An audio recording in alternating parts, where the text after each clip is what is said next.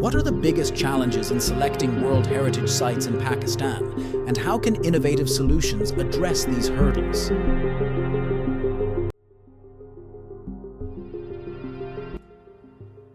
Pakistan is incredibly fortunate to be able to say that they have 6 World Heritage Sites, but there are 26 other sites, mostly incredibly remarkable places, that are on the waiting list and have been there for some of them for as long as 30 years.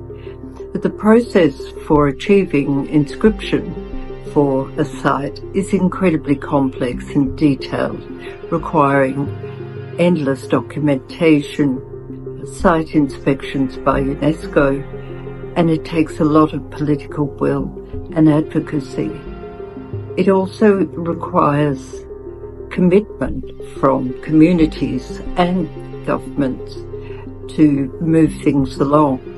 So it also takes money, and to ensure that the sites are properly maintained and can stand up to scrutiny, and that there is a commitment that these sites will be maintained if they do get inscription. A lot of work has to go into making sure that we get them to that stage where they can be considered for nomination and for final inscription.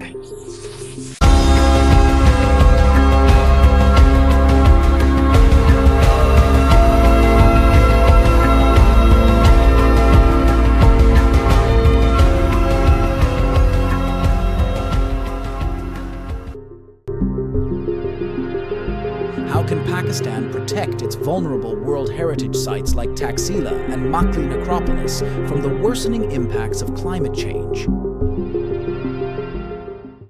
Pakistan's World Heritage Sites are extremely vulnerable to climate change. They are already incredibly fragile. Some are hundreds of years old, some 1,000. And they've suffered huge damage over the years, not only from extreme weather events, but also from human intervention of taking away bricks, outer layers of stones, so to build roads and other things. So they're very open to the elements. अब अगर आप देखते हैं तो ये हमने छोड़ दिया, इसको हमने कंप्लीट नहीं किया क्योंकि यहाँ पे पुराना एविडेंस मौजूद है. ये है जो एविडेंस है, इसको आप छू सकते हैं, आप देख सकते हैं कि यहाँ पे टाइलें लगी हुई थी और फिर वो उतर गई, किसी ने उतार दी. लेकिन ये भी तो पुरानी चीज़ है, ये भी तो शायद ये जो मॉडल है ये भी 16वीं सदी का है, तो इसकी भी उतनी अहमियत है जितनी कि इसकी होगी या इसकी होगी जो एक्चुअल फुल टाइल है. तो हमें बहुत एहतियात से करने की ज़रूरत है. हम बिल्कुल नया ना करने की कोशिश करें, हम कोशिश करें कि इसकी जो इंटेग्रिटी है, जो इसकी अपनी फील है, वो हम बरकरार रखें, और ये बहुत मुश्किल काम है. Pakistan is one of the countries, as we know, is most affected by climate change. And so these very fragile structures need to be considered very carefully in all climate change planning. From Takti-Bahi in the north to the Lahore Fort, Shalimar Gardens, Taxila, Mohenjo-daro and the Makli Necropolis, every single site is vulnerable. So in their site management plans, climate change must be considered, but it also must be considered as a separate issue in the national and provincial climate change plans.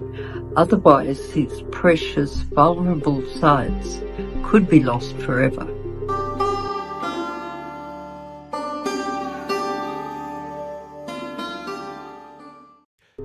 How do Mohenjo-daro's ancient streets and drainage systems reflect the sophistication of the Indus Valley civilization?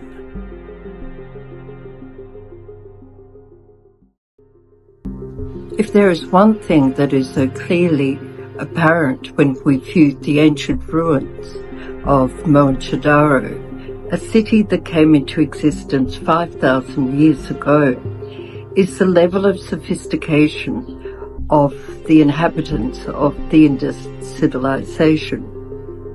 What we see there is a properly planned city, laid out on strict planning rules, with spaces apportioned for civic administration, public spaces, areas set aside for commerce and trade, and residential areas. The street systems align at right angles.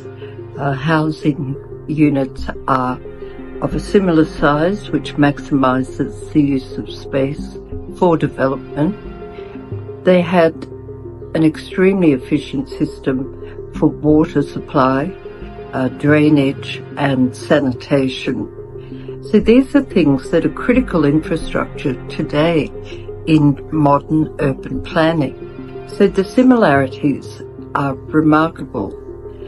Mohenjo-daro set the example for subsequent urbanization of human settlement in the subcontinent in subsequent years.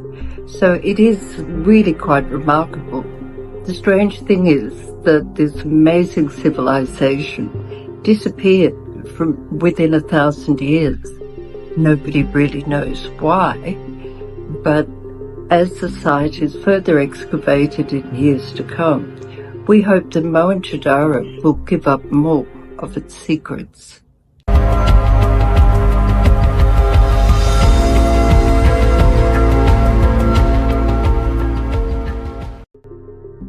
How can Pakistan use its World Heritage sites to both attract tourists and promote sustainable growth for local communities?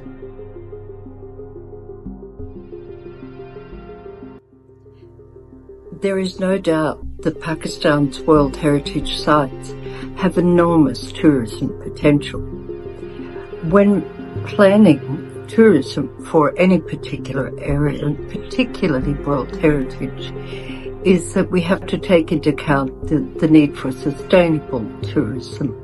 And that means considering the economic, social and environmental impacts from both a positive and negative perspective, to ensure that the site is not overwhelmed and that it has a positive impact for the surrounding communities, that their roads are not overwhelmed and that there are economic benefits.